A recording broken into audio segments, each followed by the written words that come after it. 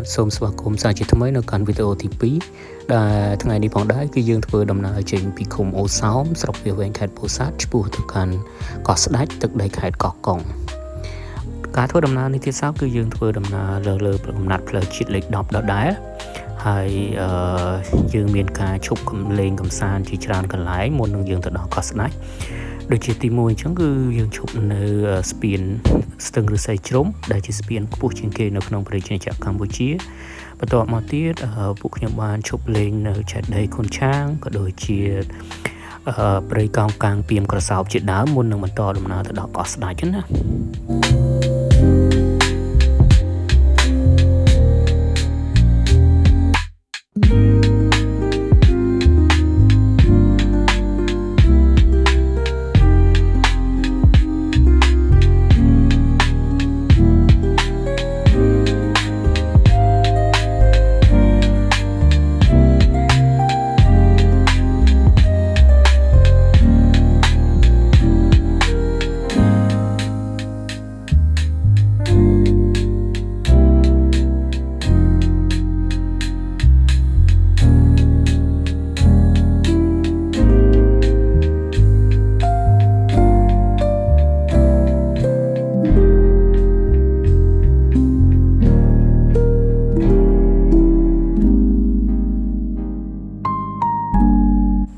បាទដោយដែលបងប្អូនបានឃើញអញ្ចឹងនៅតាមកំណាត់ផ្លូវនេះផងដែរពីអូសោមទៅកោះកុងគឺយើងអាចមើលឃើញទំនប់វិទ្យាអគ្គិសនីជាច្រើននៅតាមបណ្ដោយផ្លូវហើយសម្រាប់ព្រៃព្រឹក្សានៅទីនេះទៀតសោតគឺព្រៃក្រាស់ល្អហើយផ្លូវមានសភាពកាច់កង់កងិចកងុកច្រើនខ្លាំងមែនតើក៏ប៉ុន្តែគឺចាក់កស៊ូឲ្យបងប្អូនគឺងាយស្រួលក្នុងការធ្វើដំណើរអត់បញ្ហាអីទេមិនថាឡានតូចឡានធំអីទេគឺយើងអាចធ្វើដំណើរបានយ៉ាងងាយស្រួលតែម្ដង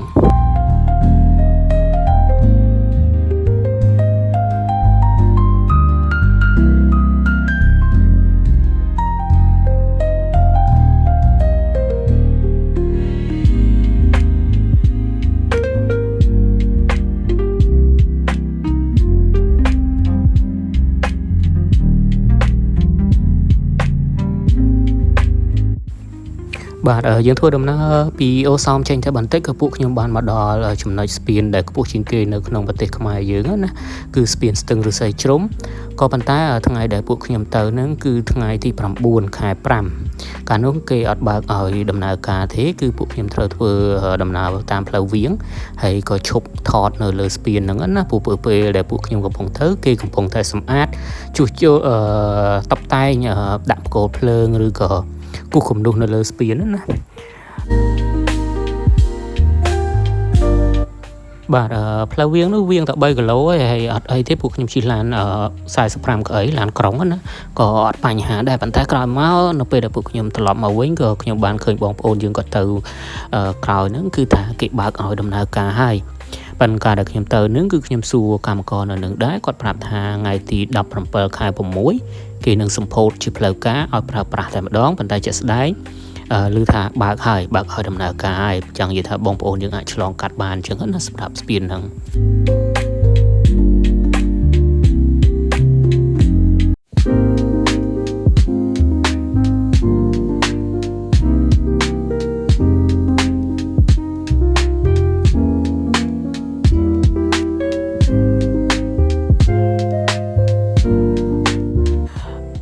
សម្រាប់រយៈពេលធ្វើដំណើរពីអូសោមទៅកោះកុងពួកខ្ញុំចំណាយពេលប្រហែលជា3ម៉ោងជិត3ម៉ោងដែលសារឲ្យពួកខ្ញុំឈប់ច្រើនកន្លែងដែរតាមផ្លូវហូរហែរហូតអញ្ចឹងណាឲ្យតែឃើញទេសភាពស្អាតពួកខ្ញុំឈប់ថតរូបបន្តិចតួចណាគឺពួកខ្ញុំចេញពីអូសោមម៉ោង8កន្លះព្រឹកហើយពួកខ្ញុំបានទៅដល់កោះកុងនៅចេតិយខុនឆាងហ្នឹងគឺម៉ោង11កន្លះអញ្ចឹងបានន័យថាពួកខ្ញុំធ្វើដំណើរ3ម៉ោងសរុបទាំងការឈប់ថតរូបពី3កន្លែងនៅតាមផ្លូវណា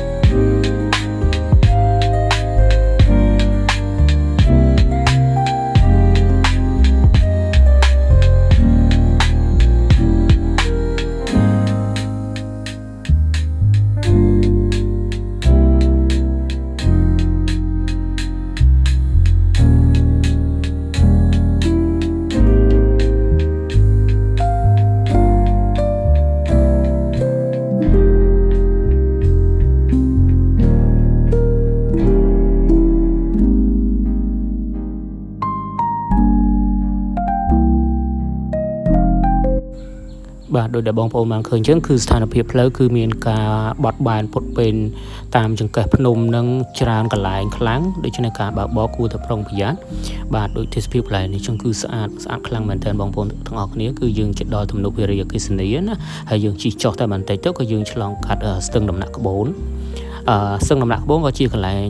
តាក់ទាញមួយដែរប៉ុន្តែចៃដន្យថ្ងៃនោះពួកខ្ញុំអត់បានឈប់ទេដោយសារអីពួកខ្ញុំបញ្ញាបន្តដំណើរទៅកោះស្ដេចដោយសារតែ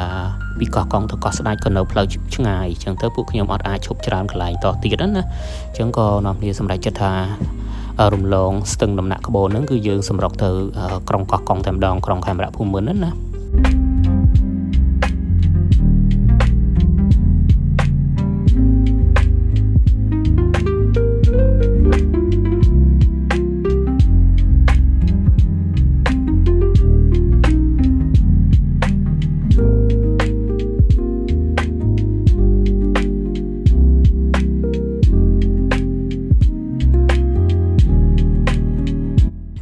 បាទបន្ទាប់ពីធ្វើដំណើរអស់រយៈពេលប្រហែលជាជិត3ម៉ោងមកឥឡូវពួកខ្ញុំបានមកដល់ក្រុងខេមរៈភូមិន្ទហើយពួកខ្ញុំក៏ធ្វើការឆ្លងស្ពានសម្រាប់ទៅទស្សនានៅចេតិយខុនឆាងមុននឹងត្រឡប់មកក្នុងក្រុងវិញដើម្បីរកអាហារថ្ងៃត្រង់ណា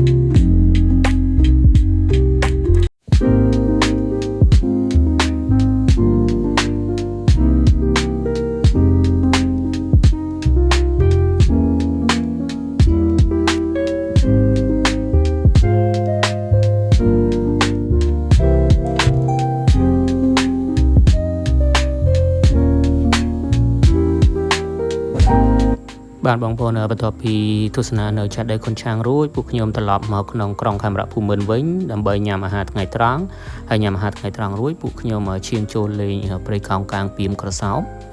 បាទប៉ុន្តែនៅទីនេះពួកខ្ញុំអត់ចំណាយពេលយូរទេចំណាយពេលត្រឹមតែ30ទៅ45នាទីទេហើយក៏អត់បានជិះទូកអីដែរដោយសារអីពួកខ្ញុំត្រូវបន្តដំណើរទៅខាងកោះស្ដេចហើយពីកោះកុងទៅកោះស្ដេចគឺមានចម្ងាយ145គីឡូម៉ែត្រចឹងហើយពួកខ្ញុំត្រូវការពេលយូរដែរក្នុងការធ្វើដំណើរណាអញ្ចឹងក៏យើងឈានចូលលេងតែមួយផ្លែតដើម្បីថតរូបទុកជាអនុស្សាវរីយ៍តែប៉ុណ្្នឹងឯងសម្រាប់ព្រៃកោងកាងណា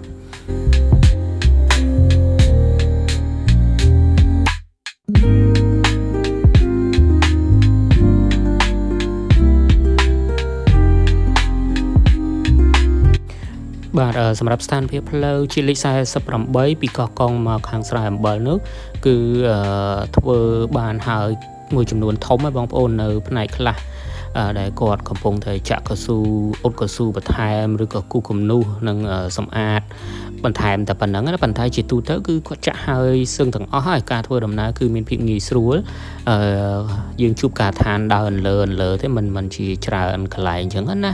បាទ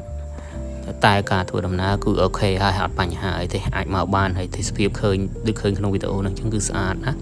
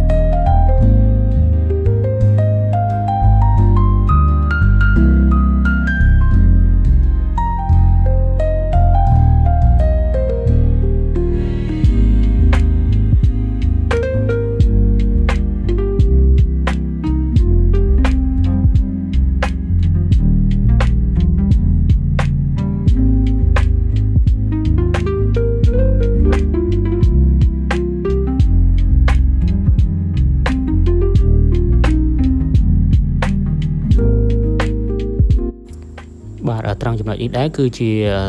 ចំណុចស្ទឹងតាតៃចំណុចនេះគឺចោតខ្លាំងបងប្អូនទាំងខាងនៃស្ទឹងទាំងឆ្លងស្ទឹងទៅខាងនោះគឺចោតខ្លាំងមែនតើក៏ប៉ុន្តែយើងឃើញថាកន្លែងចំណុចដែលចោតហ្នឹងគឺគេធ្វើផ្លូវភ្លោះបានន័យថាមានផ្លូវទៅផ្លូវមកដើម្បីងាយស្រួលហើយនឹងបញ្ជាគ្រោះថ្នាក់ចរាចរណ៍ផ្សេងណាចឹងគឺកន្លែងហ្នឹងឃើញថាល្អមែនតើនៅពេលដែលគាត់ធ្វើបែបហ្នឹងផ្លូវធំទូលាយឡានធ្វើចរាចរណ៍គឺមានទៅមានមកអញ្ចឹងណា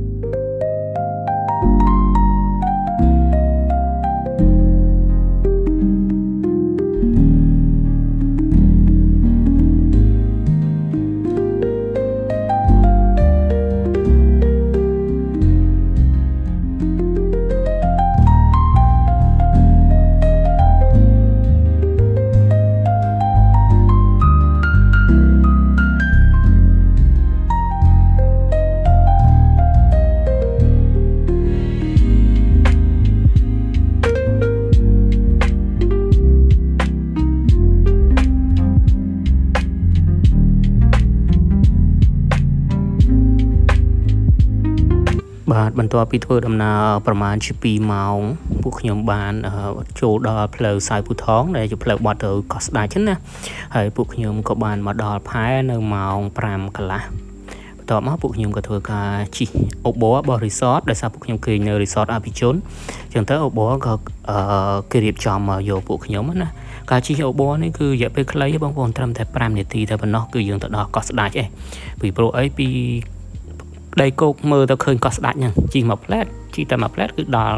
កោះស្ដេចតែម្ដង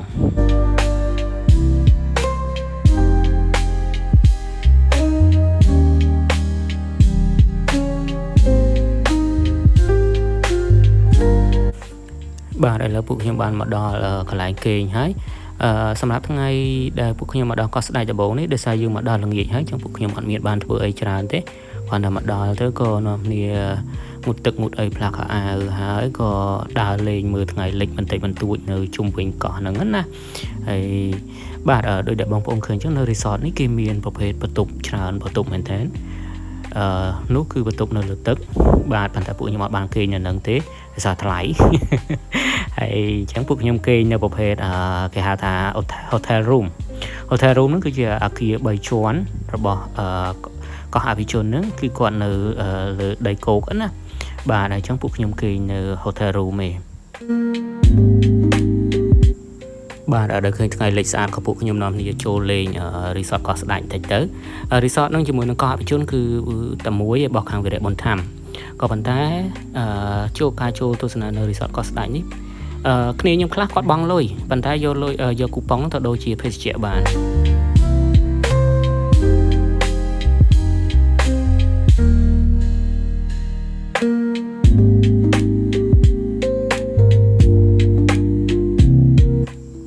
បាទនេះគឺសកម្មភាពត្រួសសម្រាប់ថ្ងៃបន្ទាប់ដែលពួកខ្ញុំចំណាយពេលមួយថ្ងៃពេញតែម្ដងនៅលើកោះស្ដាច់